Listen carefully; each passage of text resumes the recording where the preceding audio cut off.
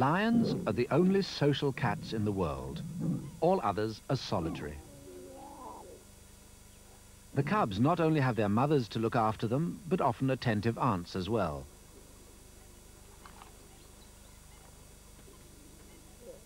Within the pride, there are always companions to play with. A lion has a great deal to learn, including how to kill. First attempts often end in failure.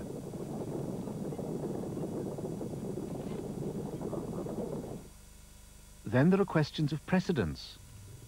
An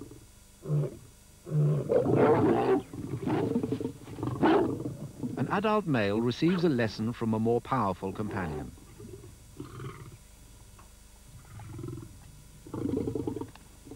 Seniority acknowledged, he's allowed to share the kill. There are about 500 lions in Etosha National Park, Namibia.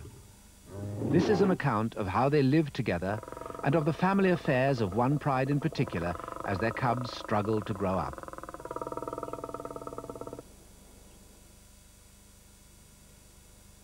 Until recently, Namibia was known as Southwest Africa. It's a huge country lying between Angola and the Republic of South Africa. Namibia's Etosha National Park is almost the size of Wales. It centres round a 75-mile-long, occasionally flooded lake bed called the Etosha Pan. The Umbika pride, named after one of Etosha's waterholes, is dominated by two immense males, each weighing 550 pounds. One is gold-maned, the other black. So long as they're present, no other males dare to muscle in on Umbika preserves.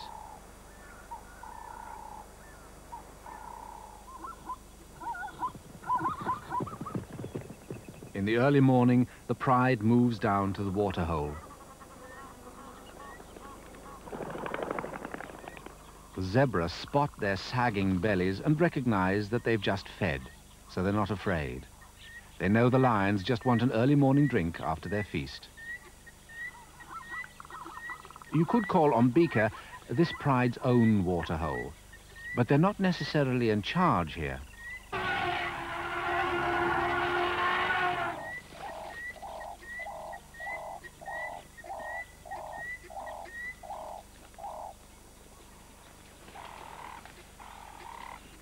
With 6 resident lionesses and frequent young additions, pride strength varies all the time. At the moment, they number 19. The protection of 2 big males, plus a year-round supply of game in the area, makes the pride an extremely stable one. With so much prey available, hunting failures aren't so important.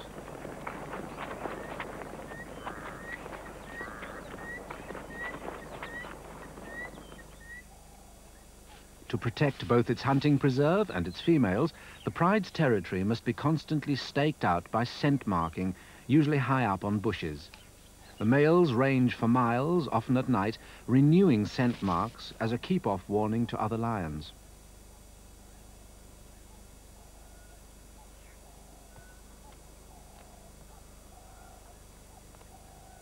Scraping is a way of making sure the scent lasts for as long as possible.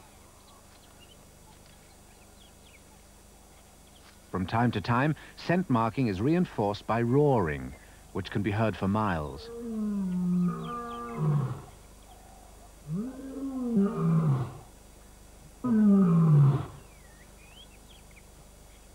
The resident lion samples scent left by an intruder. He cancels it out by leaving his own mark.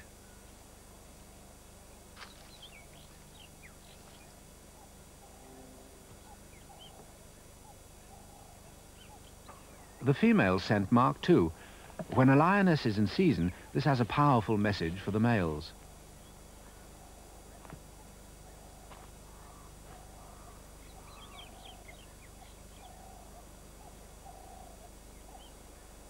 The wrinkled grimace is typical of a lion detecting another lion's scent, in this case a female who is ready to mate.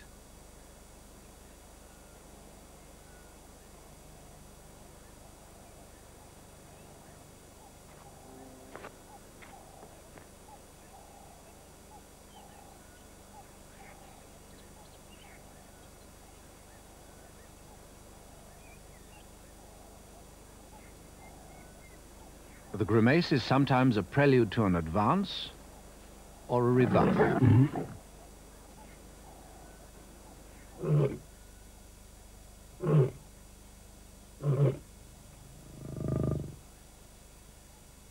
But it's the lionesses that often take the initiative.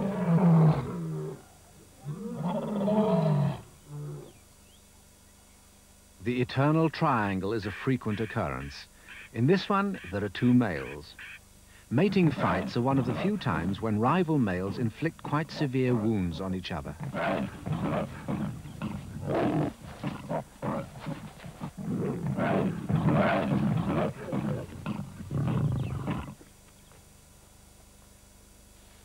When the fight is over, the female makes the first pass.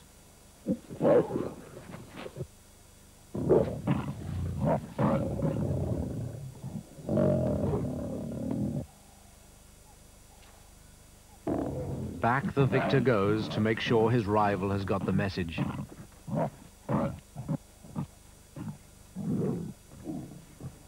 The lioness hasn't been won without some slight facial rearrangement to her suitor.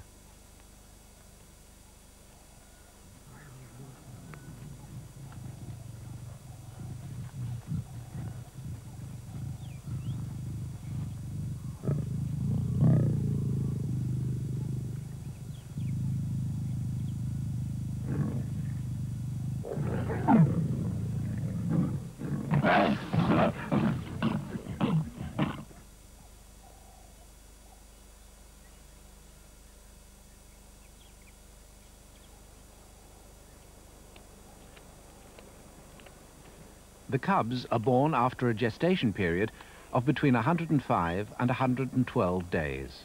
There can be any number from 1 to 7 in a litter. Just like domestic kittens, they're born blind. They're weaned at around 6 or 7 months. These ones are about 6 weeks old.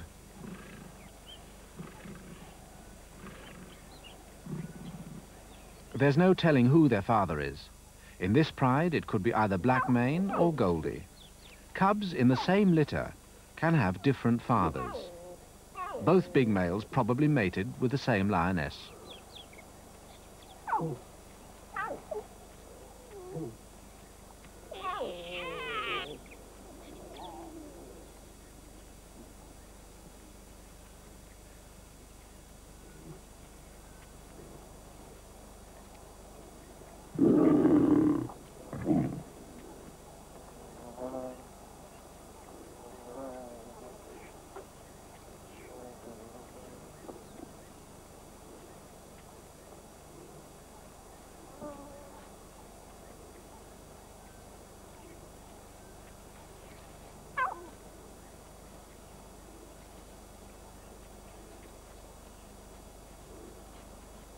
Being born into a stable pride like this one has tremendous advantages for the cubs. The big pride is an effective hunting group, so the cubs seldom go hungry and the nursing mothers have plenty of milk. With 6 resident lionesses, there's usually a good number of young companions for the cubs to play with. These 3 all belong to the same mother.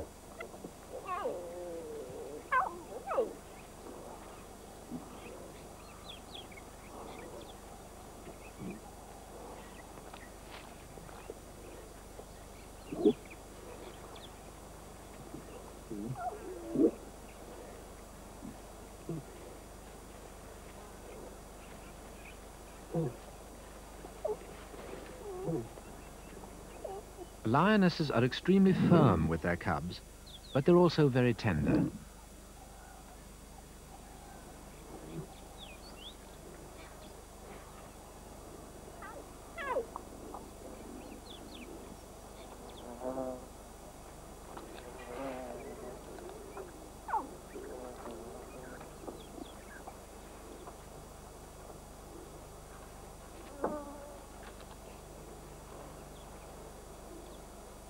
Another advantage of the pride system is that cubs of all ages belonging to different mothers play together. So the smallest cubs learn the rough and tumble of life at an early age and grow up increasingly able to take care of themselves.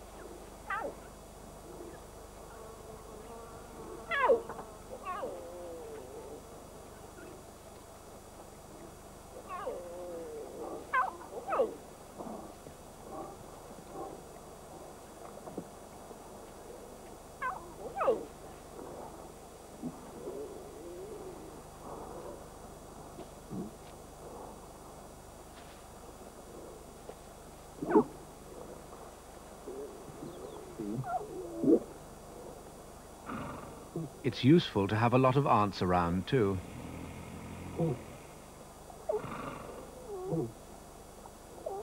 Cubs know that they can appeal to almost any of the lionesses for affection, and sometimes even for milk, if there's another nursing mother in the pride. If they're not welcome, they're politely told to go away.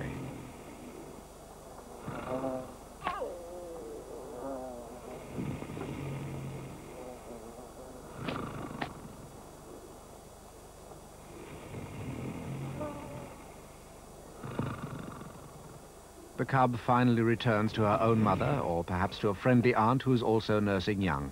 It's sometimes hard to tell.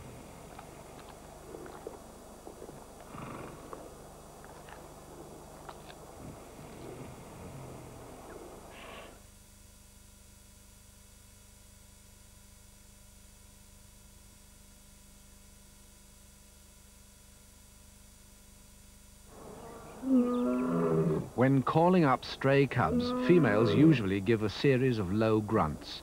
Here she's roaring.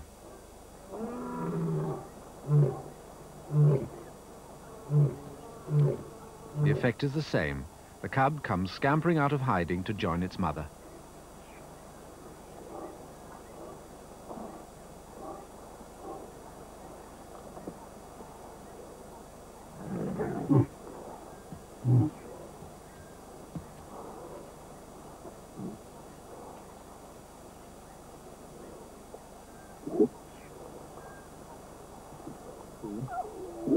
The advantage of having sisters or half-sisters willing to take care of each other's cubs really comes into its own when a mother is seriously injured as a result of hunting. Some of these cubs don't belong to this lioness, yet she's leading them down to drink.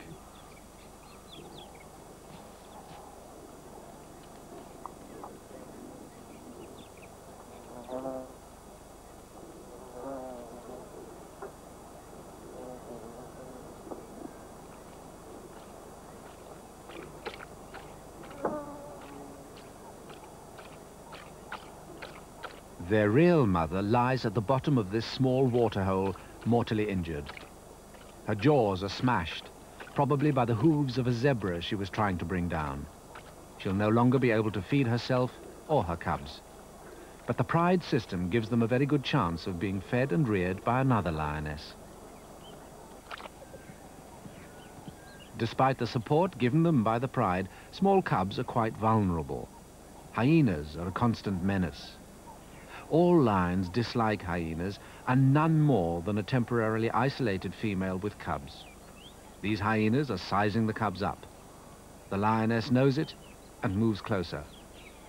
Even so, the hyenas might still have tried to steal a cub had they not spotted some vultures landing a little distance away. They realized there were easier pickings elsewhere.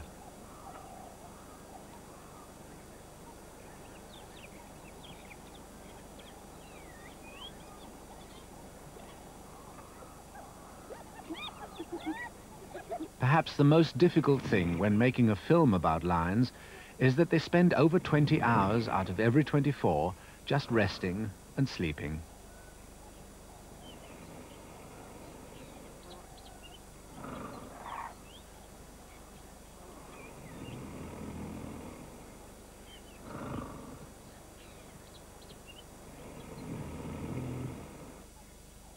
The 4 hours of activity usually occur around dawn and dusk. With the Ombika pride, dawn is the time for hunting. Dusk is often when the pride moves down to the waterhole for its evening drink. This pride, unlike many others, never kills here. Nevertheless, the giraffes prefer to keep them well within view.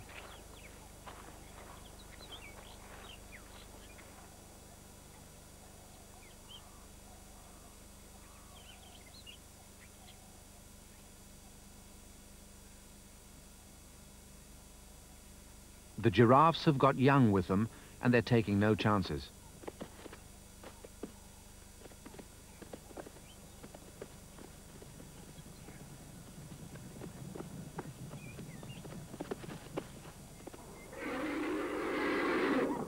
As the sun goes down, only the big and powerful, who have nothing to fear, are left at the waterhole.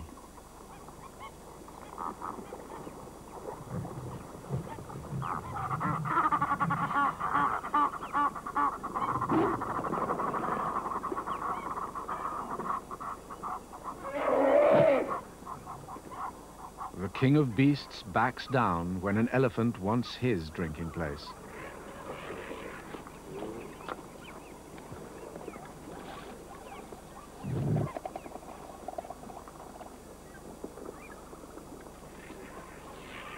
The cubs recognize no such system of rank. All they know is that it's cool, and the cool of the evening is a fine time to play.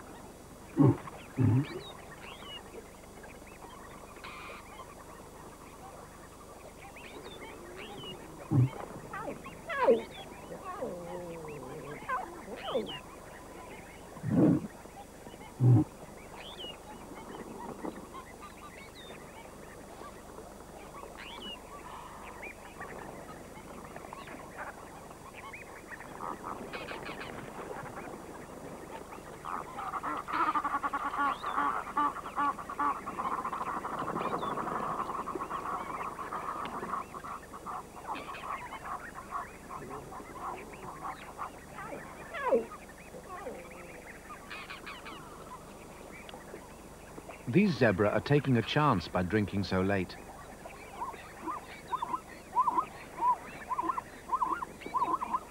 A large pride often gets scattered over a wide area. Dusk is the time for letting any missing members know that everyone else has gathered beside the waterhole.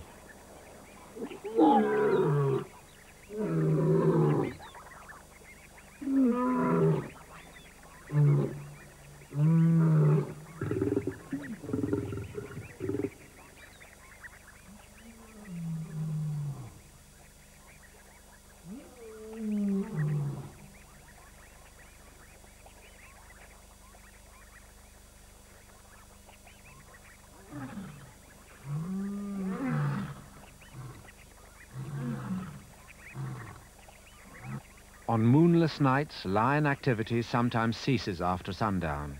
But on the night of the full moon, there'll be plenty of action beside the waterhole at Ombika.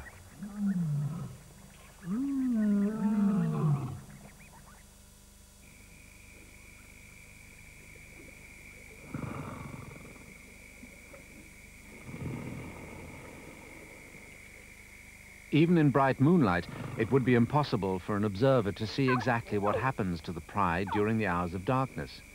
But the camera is equipped with an image intensifier. This seizes upon and brightens the merest glimmer of light.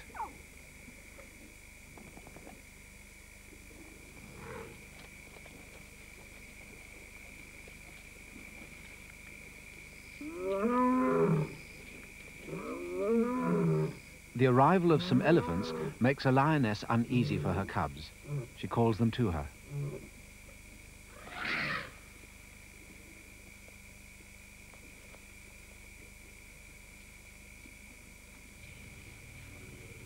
Just as in daylight, it's the lions who move out of the elephant's way.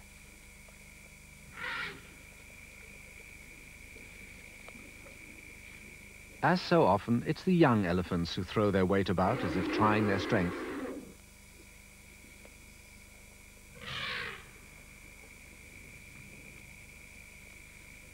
Some more adults with young arrive.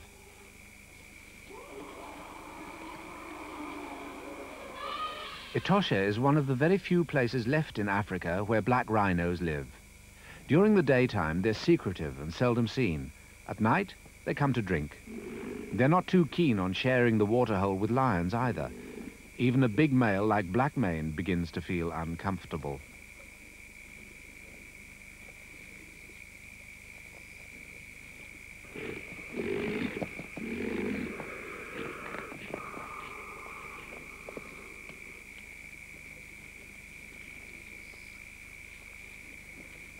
A threat from a quite young rhino, and he's off.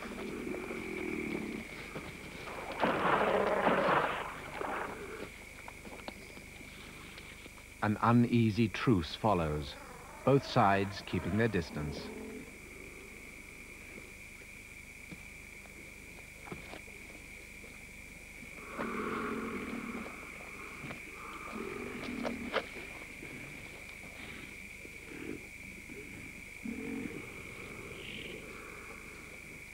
It's highly unlikely that anything serious will develop between the rival groups, although both rhinos and lions do have young with them.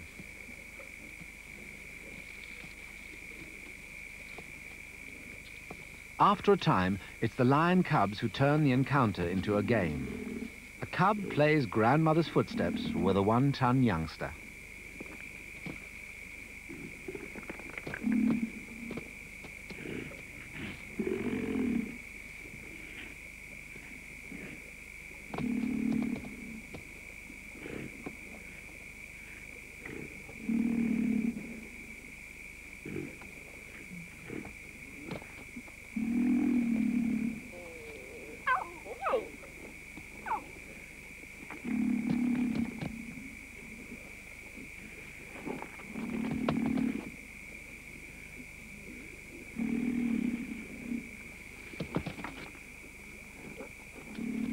Now a rather larger rhino moves in to support the youngster, but the cubs aren't impressed.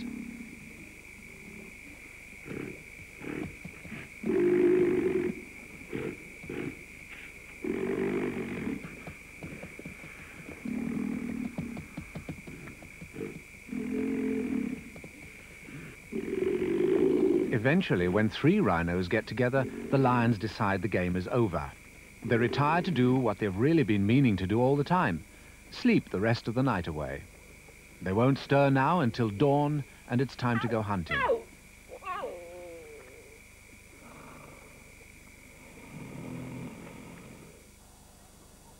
The Ombiko pride is consistent in its hunting habits. It never kills at its own waterhole, and it prefers to go after its prey around dawn.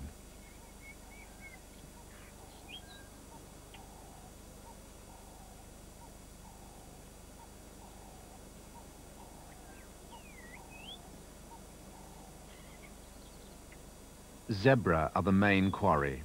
This morning the 2 big males, Goldie and Blackmane, join the pride as it fans out in open order through the Mopane scrub.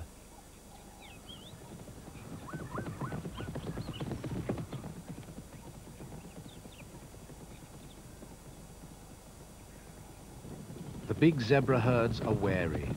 Single animals are more easily surprised in the thick cover.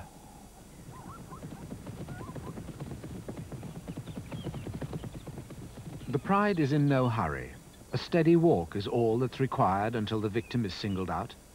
The scattered formation will add to the quarry's confusion.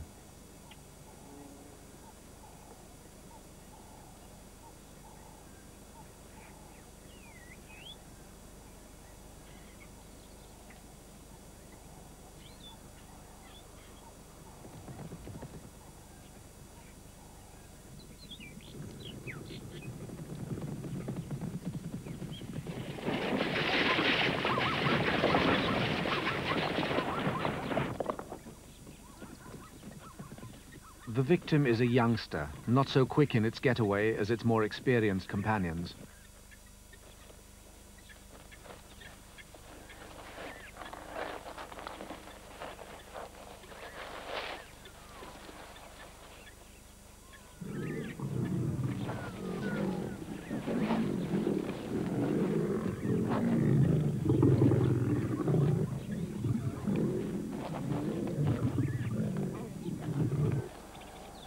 The very small cubs aren't able to keep up with the hunt. They'd be a handicap anyway, so their mother has left them hidden in the grass. Now she walks back 2 miles to collect them and lead them to the kill.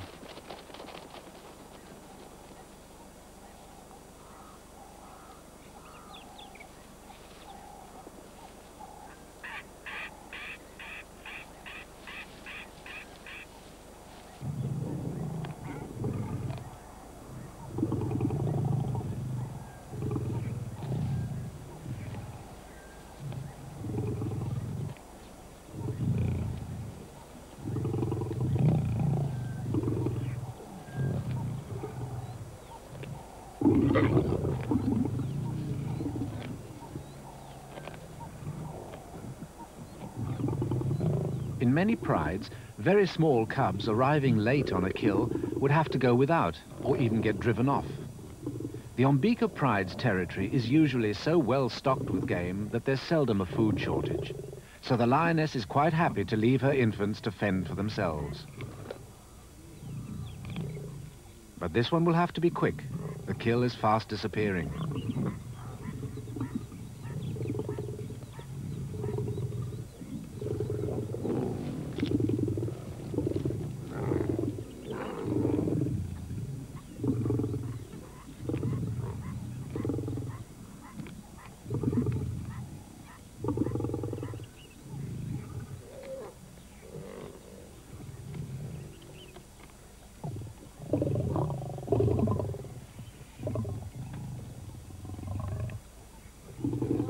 At last it finds a way in and gets its share.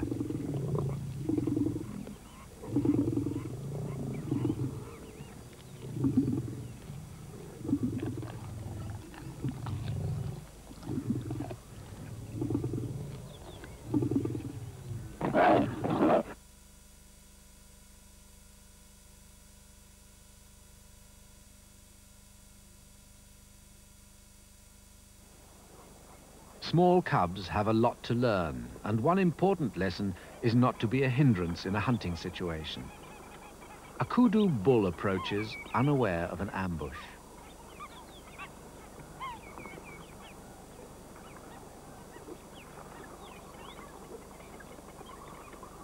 Not knowing that their mother is lining up their next meal, the cubs continue to play.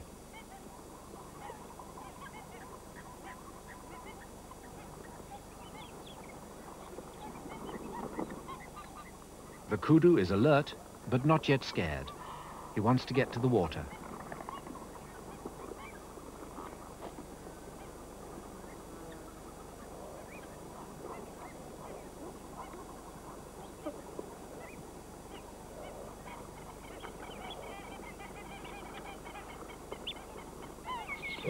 A call of alarm. Something's given the game away.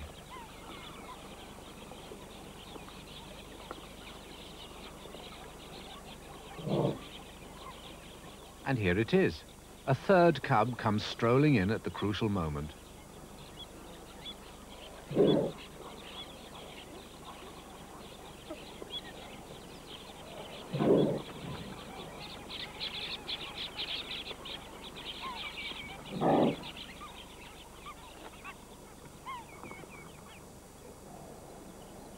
If they're to survive, cubs have to find out what's good, or at least possible, to eat.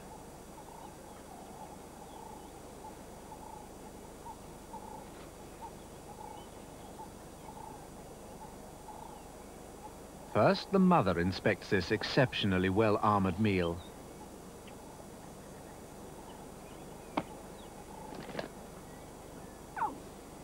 Then she retires to watch the cubs try to find an answer to the problem.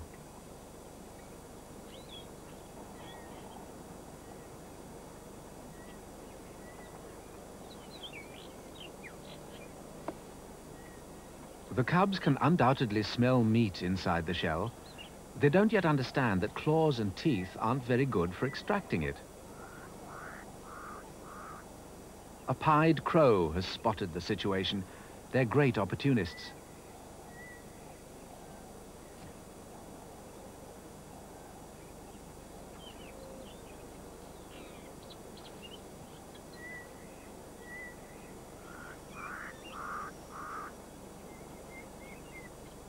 Though this tortoise won't provide a meal, lions do eat a surprising variety of things, including carrion, small mammals such as rabbits and hares, and even, occasionally, fruit.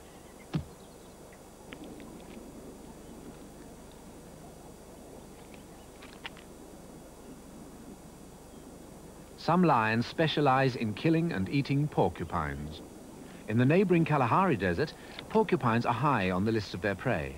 This particular Etosha lion also seems to be a porcupine expert.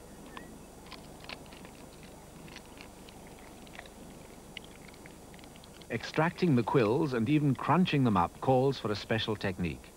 The quills are as sharp as needles. Many a lion has been left with a bad septic wound as the result of getting a quill deeply embedded in its mouth or paw.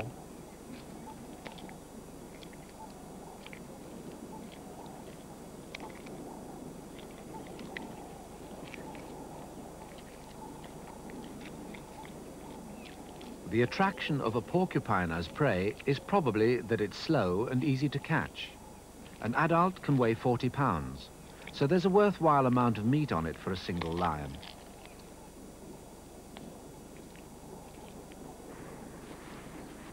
When it comes to hunting larger prey, camouflage plays a big part. If you've ever wondered why lions are golden yellow, these scenes provide the answer. The color of a lion might be described as the color of Africa. You'd never know they were there unless you walked right into one. This, of course, is what they're hoping that animals like these zebra will do. In tall yellow grass, the zebra's best defense is to move in line astern.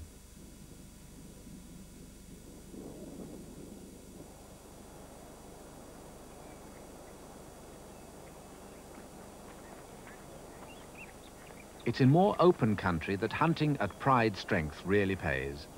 Some of the pride waits in full view.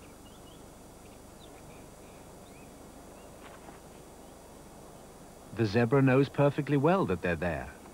It also knows that the lions will never make it across the open ground in time to kill.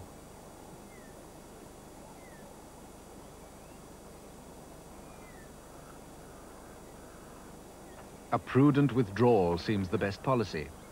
It's the other lions, the ones that the zebra can't see, which are the ones to worry about. Another party approaches, with them a single wildebeest. Tossing of the head is often a sign of nervousness when they suspect lions are around.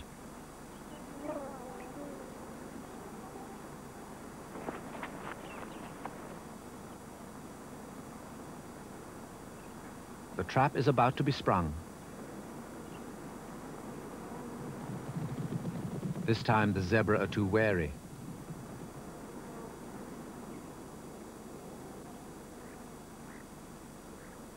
But the lone wildebeest looks a better proposition.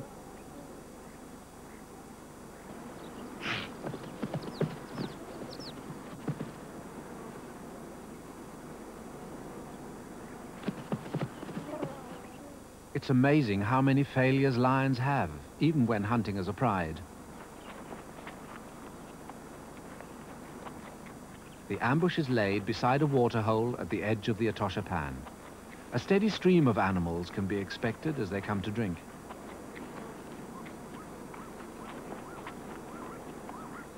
This time the target is well within range and nicely bunched.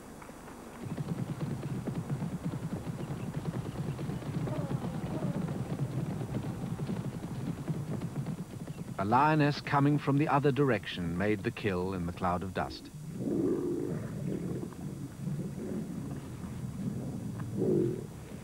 The victim, once again, is a yearling zebra, not so fleet-footed or experienced as the rest.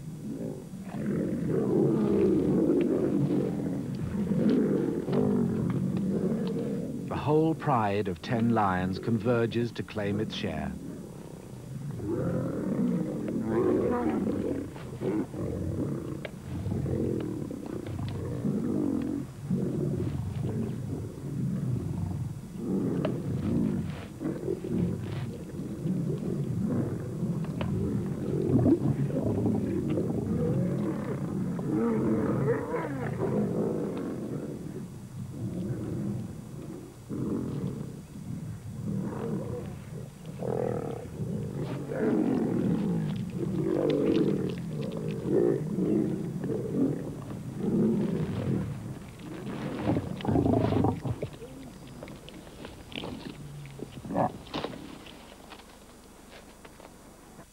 After the feast, a drink.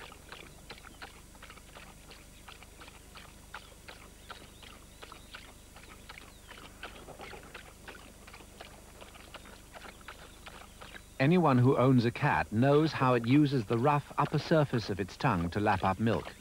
A lion drinks in exactly the same way.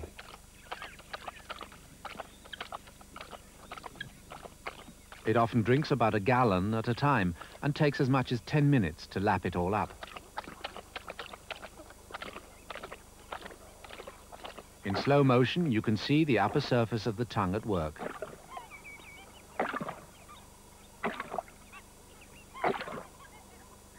With their robust sense of play, young males soon become a nuisance to the pride and are forced out.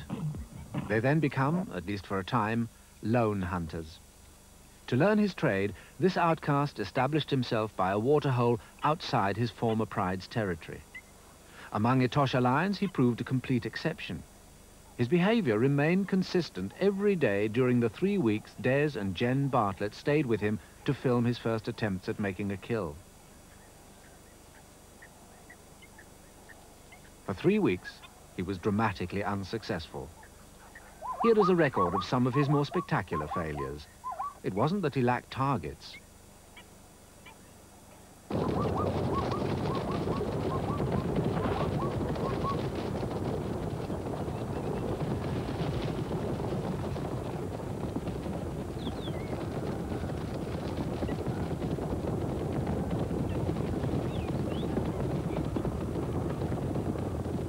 He loses them in the dust.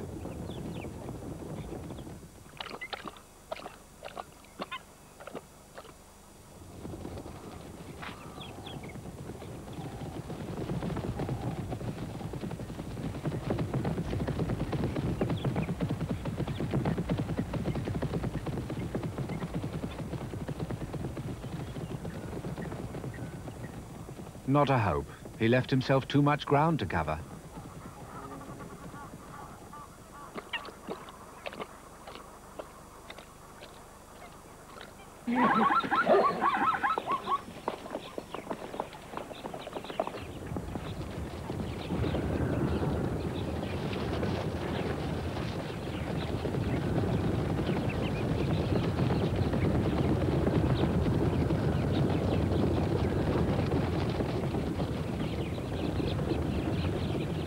That time he didn't pick his target early enough. Charging in the midday sun is thirsty work, especially when you miss.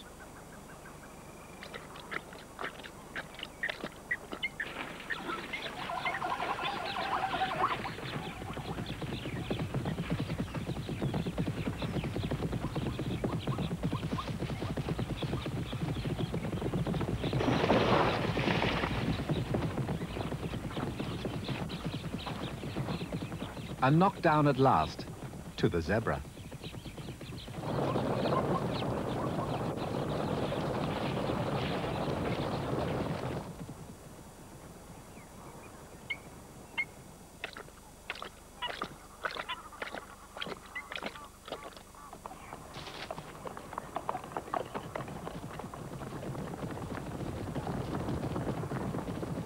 Now he's learning. He switches targets.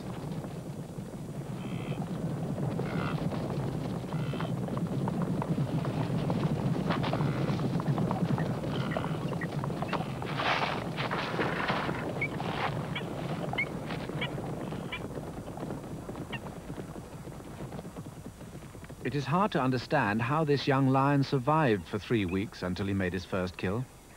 But he was almost certainly scavenging at night off carcasses. He was also hunting small mammals. His instinctive reaction is to drag his kill away where it will be safe from scavengers and even rival lions.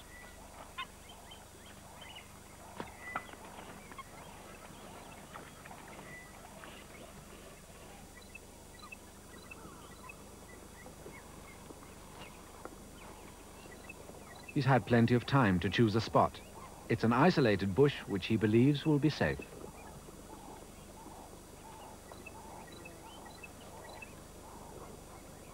His caution is fully justified. These two lionesses have come for a drink and will soon smell the kill.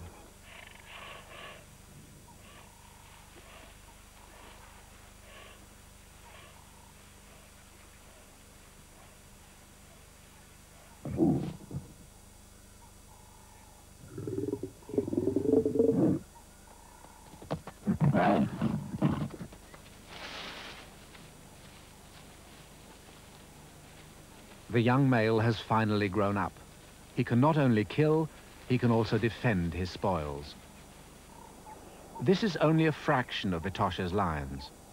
There are at least 500 of them in Namibia's vast national park. Their future should be secure. But as Namibia approaches independence, conditions are bound to be uncertain. Etosha lies only 75 miles from the Angola border, and there is always the chance that guerrilla warfare will erupt in this part of Africa. As so often, the future of the lions, as well as that of all the other animals of Etosha, depends on the territorial ambitions of the human species.